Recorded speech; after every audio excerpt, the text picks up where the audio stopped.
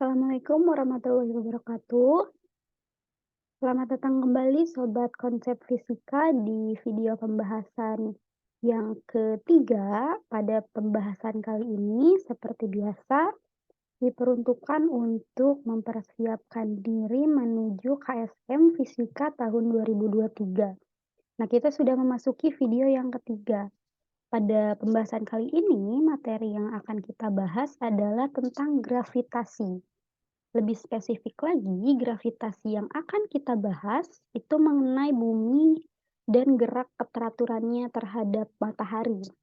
Oke, konsep yang pertama itu adalah gaya gravitasi. Yang dimaksud gaya gravitasi di sini merupakan gaya tarik-menarik antara dua buah benda bermassa. Nah, contohnya di sini Ibu punya bumi dengan ada suatu satelit buatan. Misalkan bumi ini masanya M besar dan satelit ini masanya M kecil. Nah, mereka terpisah sejauh jarak R. Gaya gravitasinya antara bumi dan satelit ini besarnya sama dengan G, M bumi, M satelit dibagi R kuadrat. Nah, ini rumus dari gaya gravitasi. Artinya apa? Semakin besar massa dua buah benda, itu gaya gravitasi atau gaya tarikannya semakin besar. Tapi semakin jauh jarak antara dua benda, gaya gravitasinya juga semakin kecil. Jadi gaya gravitasi berbanding terbalik dengan kuadrat jarak.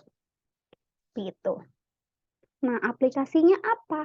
Di sini aplikasinya adalah ketika kita mengamati kenapa satelit itu bisa berputar atau mengorbit bumi tanpa jatuh ke bumi.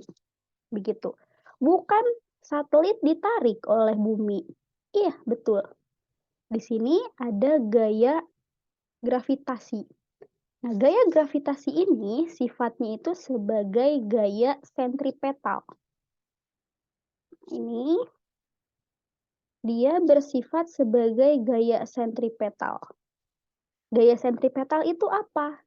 Gaya sentripetal itu gaya yang arahnya selalu menuju pusat lintasan ketika bendanya itu bergerak secara melingkar. Begitu. Gaya sentripetal. Nah, di sini gaya sentripetal itu rumusnya mv kuadrat dibagi R. Ketika satelit mengorbit bumi, dia punya kecepatan tertentu. Nah, kenapa bisa satelitnya itu tidak jatuh ke bumi? Karena ini, ketika bekerja yang namanya gaya sentripetal, bekerja juga ada gaya yang arahnya melawan dari gaya sentripetal, yang disebut gaya sentrifugal. Oke. Jadi pertanyaannya, kenapa dia tidak jatuh ke bumi? Karena gaya sentripetal sama besar nilainya dengan gaya sentrifugal. Gitu. Oke. Nah, selanjutnya ada medan gravitasi. Apa bedanya gaya gravitasi dan medan gravitasi? Kalau gaya gravitasi tadi kemampuan menarik. Sedangkan kalau medan itu bisa kita artikan area. Misalkan di sini Ibu ada bumi di sebelah sini. Misalkan area atau medan gravitasinya itu hanya sampai sini. Nah, akibatnya apa? Semua benda yang ada di daerah sini, ketika ada meteor misalkan di sini, dia akan tertarik oleh gaya gravitasi bumi. Tapi ketika ada benda lain, sekalipun dia lebih besar, tapi berada di luar jangkauan medan gravitasi, dia tidak akan tertarik. Kenapa, Bu? Karena dia berada di luar medan. di luar area yang bisa dijangkau oleh bumi.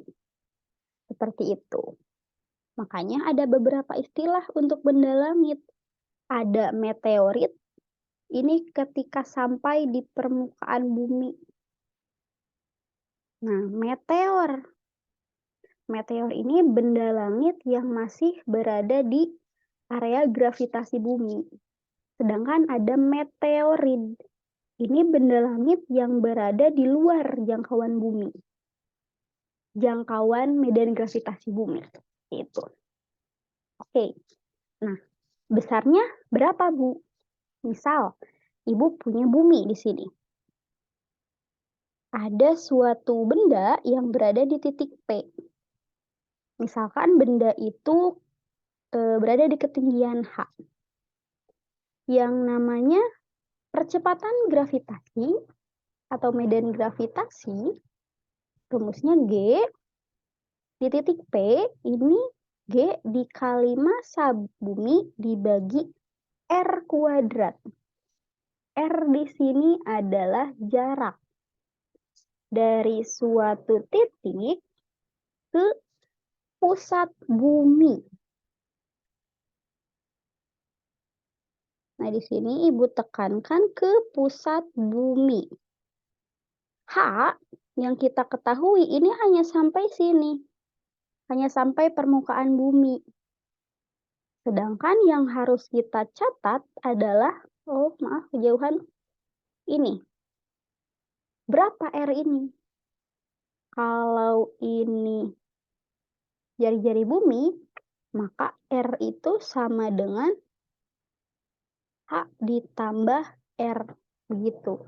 Jadi kalau hanya 1000 meter, ya 1000 meter ditambah jari-jari bumi. Nah, jadi rumusnya seperti ini. R plus H kuadrat. Artinya apa? Semakin jauh dari pusat bumi, medan gravitasinya semakin kecil.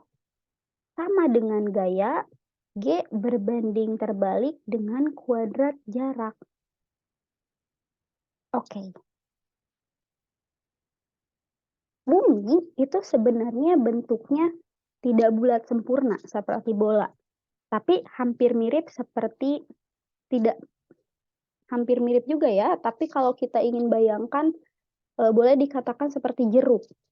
Jadi di bagian khatulistiwa itu namanya dia lebih lebar, tapi di daerah kutubnya dia lebih memampat.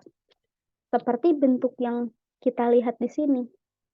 Di sini ada satu garis yang memisahkan belahan utara dan selatan. Ini namanya garis khatulistiwa. Kemudian ada satu garis lagi yang memisahkan timur dan barat. Nah, beginilah. Oke. Nah, di sini bisa kita lihat bahwa diameter kutub itu lebih kecil dibandingkan diameter ekuator atau daerah khatulistiwa. Artinya apa? Gravitasi di daerah kutub itu lebih besar atau lebih kecil dibandingkan daerah khatulistiwa. Oke, kita perhatikan di sini. Ini diameternya itu lebih kecil dibandingkan diameter dari khatulistiwa atau ekuator. Artinya jari-jari kutub juga lebih kecil daripada jari-jari ekuator.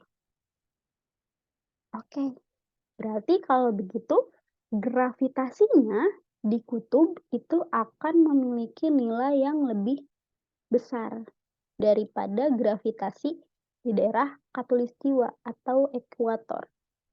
Gitu, aplikasi yang dirasakan di kehidupan dalam bumi. Oke, selanjutnya ada hukum Kepler. Nah, hukum Kepler ini ada 3 bunyi. Yang mana di sini spesifik untuk menggambarkan keteraturan gerak planet. Hukum Kepler yang pertama ini membicarakan tentang lintasan planet-planet ketika mengelilingi matahari. Bukan bulat, melainkan lintasannya itu berbentuk elips. Dengan matahari berada di salah satu sumbunya atau pusatnya. Itu bunyi hukum yang pertama, membicarakan tentang bentuk lintasan. Kemudian yang kedua, di sini harap dipahami, kurang lebih bunyinya begini. Luas daerah juring yang disapu oleh jari-jari lintasan planet terhadap matahari itu dalam interval waktu yang sama menyapu area atau luasan yang sama. Maksudnya begini. Misal, di sini ada suatu planet berada di posisi A. Nah, kemudian selama 6 bulan, dia sampai di titik B. Kita perhatikan, dari awal sampai akhir, dia menyapu kurang lebih area yang diarsir. Kemudian, di titik berikutnya, misalkan dia berawal dari titik C, sampai ke titik D. Sama, waktunya 6 bulan. Dia juga menyapu area seperti yang diarsir. Nah, luas area, misalkan ini titik O, luas area AOB itu sama besar dengan luas area COD. Artinya apa? Kecepatan planet mengelilingi matahari itu tidak sama setiap titiknya. Jadi, kecepatan di titik A itu tidak akan sama ketika dia bergerak dari titik C ke titik D. Maka dari itu selalu ada istilah titik terjauh planet dengan matahari dan titik dekat. Pengaruhnya apa? Pengaruhnya ini, terhadap kecepatan gerakan planetnya. Yang mana bisa kita lihat bahwa di titik C, dia akan jauh lebih besar kecepatan sudutnya dibandingkan kecepatan di A. Begitu. Oke, kemudian yang ketiga, ini sering digunakan dalam perhitungan matematis. Singkatnya bahwa periode kuadrat dari suatu planet itu sebanding dengan pangkat 3 lintasannya terhadap atau jari-jari lintasan dari planet ke matahari. Jadi kalau Ibu punya 2 buah planet, planetnya masing-masing berperiode T1, T2. Itu sebanding dengan R1 per R2 tapi pangkat 3. Nah, ini materi tentang gravitasi dan keteraturan planet. Oke, selanjutnya seperti biasa ada contoh soal. Nah, contoh soal ini diambil dari soal KSM. Kurang lebih di sini ada 6 pernyataan yang mana kita harus menyatakan benar atau salah pernyataan-pernyataan tersebut. Oke, yang akan Ibu bahas poin 1 sampai ke 5. Yang mana semuanya ini berhubungan dengan tadi materi yang kita bahas. Oke, pernyataan pertama, ini ada benda-benda langit dibuat tertahan di ketinggian tertentu sehingga tidak jatuh ke permukaan bumi merupakan kekuasaan Allah. Dan bukti bahwa konsep gravitasi itu ada. Oke, kita bahas. Jarak rata-rata bumi ke matahari itu sekitar 149 juta kilometer. Berarti dia pada ketinggian tertentu. Nah, misalkan Ibu kurangi 9 juta. Jadi 140 juta kilometer. Nah, apa yang terjadi? Kemungkinannya nanti bumi akan tertarik menuju matahari.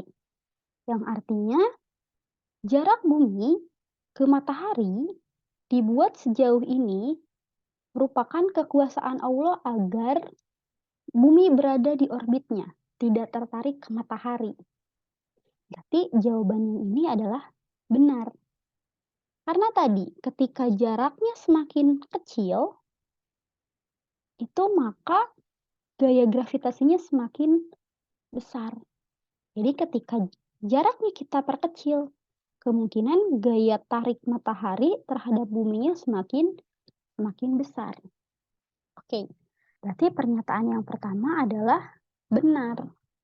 Kemudian yang kedua, percepatan gravitasi bumi di Khatulistiwa lebih rendah daripada di Samudra Arktik. Oke, sedikit pengetahuan, Samudra Arktik ini berada di daerah kutub utara. Sebelumnya sudah kita bahas bahwa jari-jari kutub itu lebih kecil daripada jari-jari di Khatulistiwa atau ekuator. Nah, sehingga karena percepatan gravitasi berbanding terbalik dengan kuadrat jarak, jadi nanti gravitasi di kutub lebih besar daripada gravitasi daerah-daerah di Khatulistiwa. Yang ini jawabannya benar ya. Jadi di Khatulistiwa lebih rendah gravitasinya daripada di daerah kutub. Pernyataan kedua benar. Oke, pernyataan ketiga. Ini sebenarnya pengulangan dari pernyataan kedua. Gunung Nevado Peru itu merupakan gunung yang berada di negara Kolombia. Nah, negara Kolombia ini merupakan negara yang dilewati oleh garis Khatulistiwa. Artinya dia berada di daerah Khatulistiwa. Sedangkan G rata-rata di permukaan bumi itu 9,8 meter per sekon. Yang artinya apa? Di daerah Khatulistiwa itu G-nya atau percepatan gravitasinya pasti lebih kecil daripada nilai 9,8. Begini, artinya secara logika G di daerah Khatulistiwa itu kemungkinan lebih kecil, pasti lebih kecil nilainya daripada G rata-rata ini. Berdasarkan data yang diperoleh juga menunjukkan bahwa di Khatulistiwa itu kurang lebih memiliki nilai percepatan gravitasi 9,78. Sedangkan di daerah kutub itu sekitar 9,83. Begitu. Jadi ini pernyataannya dianggap benar. Oke, yang ini masih menghubungkan pernyataan ketiga. Kita anggap bahwa di sini gravitasi di kutub itu bernilai 9,83. Sedangkan gravitasi di Khatulistiwa kita ambil yang ini, 9,76.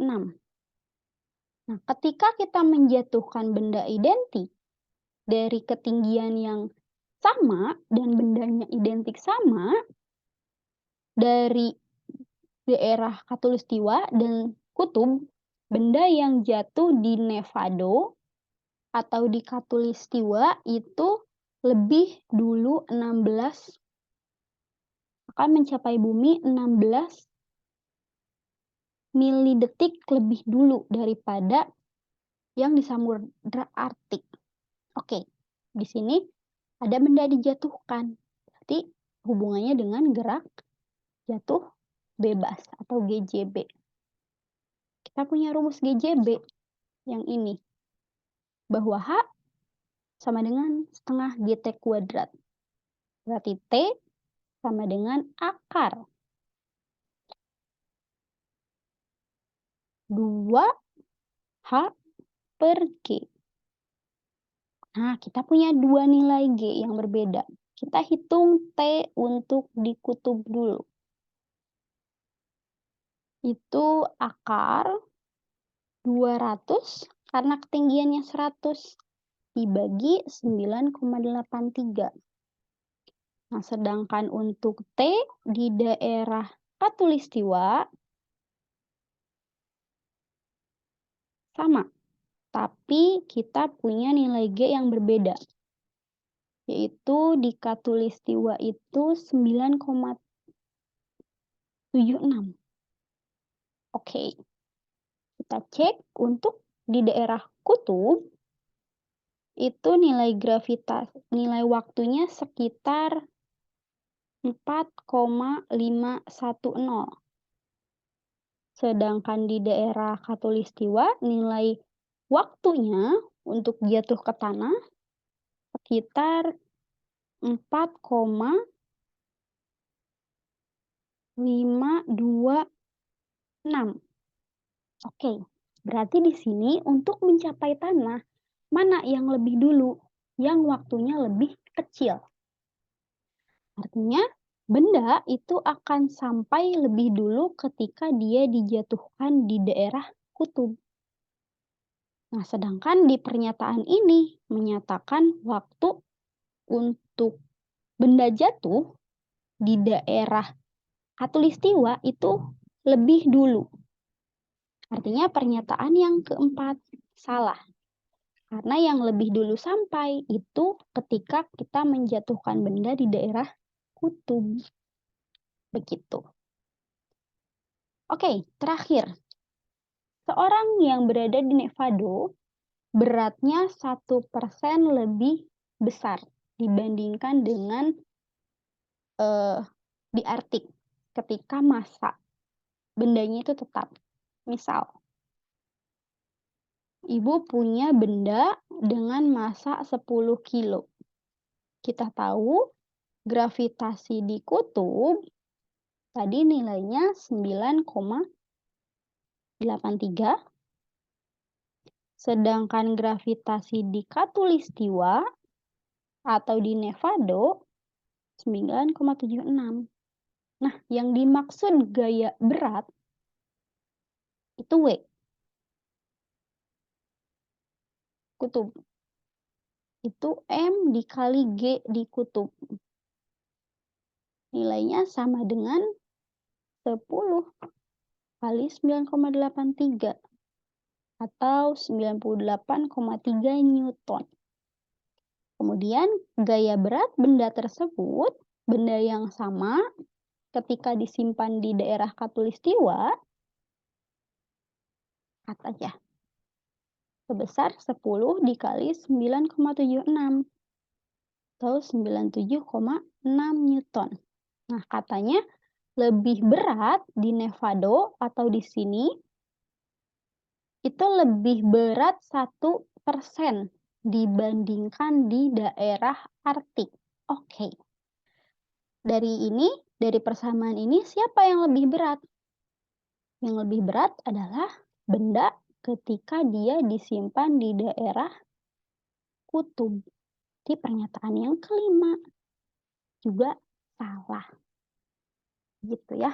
Berarti kalau begitu kesimpulannya, W di kutub itu akan memiliki nilai yang lebih besar daripada gaya berat benda ketika dia berada di khatulistiwa. Oke, artinya apa? Kesimpulan yang pertama ini. Kemudian kesimpulan yang kedua, bahwa gaya berat itu dipengaruhi oleh gravitasi. Tapi massa benda itu tetap. Massa benda ketika di kutub itu sama dengan massa benda ketika di khatulistiwa.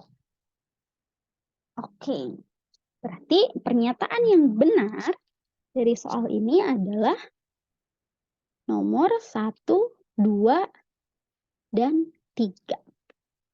Oke, next. Semoga dapat dipahami penjelasan tentang gaya gravitasi, medan gravitasi, dan terakhir hukum Kepler. Dan oke, selesai. Pembahasan sampai gravitasi ini tidak terlalu banyak ya, karena lebih menekankan kepada pemahaman konsep.